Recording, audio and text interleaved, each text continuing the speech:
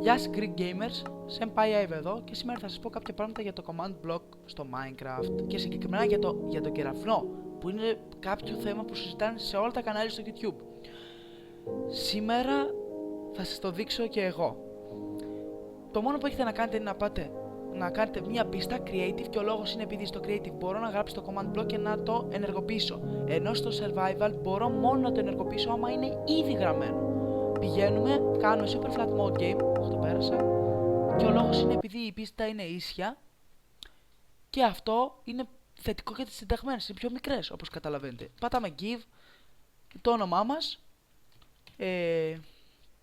Minecraft, command block μετά, σβήνουμε αυτό, παίρνουμε το command block, παίρνουμε το κουμπί, βάζουμε κάτω command block, shift, το κουμπί, το βάζουμε με shift πάνω στα πράγματα, οτιδήποτε, φούρνο, τα πάντα.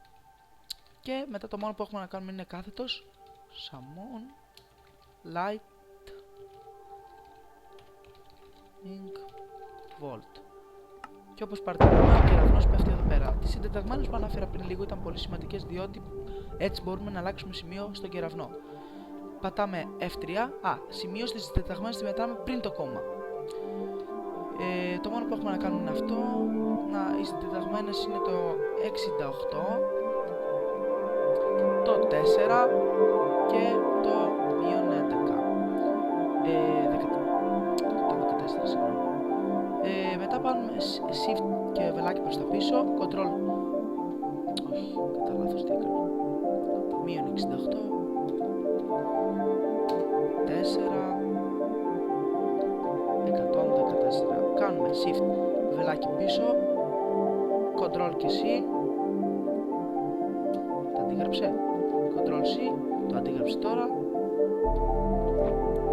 και πάμε εδώ πέρα, πατάμε space, το βάζουμε πάνω στο command block, πατάμε down και τώρα παρατηρούμε ότι ο κεραυνός πέφτει στο σημείο που επιλέξαμε.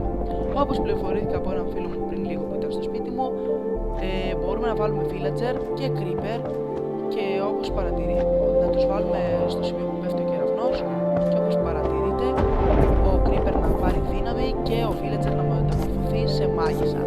Αυτά από μένα, τα λέμε στο επόμενο επεισόδιο. Κάντε μου ένα subscribe άμα σας αρέσει το κανάλι και είναι με LOL και με Minecraft, και ένα like στο βίντεο άμα σας βρήκατε αυτό που είπα πιο πολύ σωστό, και άμα δουλεύει εννοείται. Θα γράψω στο description αυτά που πρέπει να κάνετε. Για από μένα, στο επόμενο βίντεο θα τα πούμε. Καλή συνέχεια.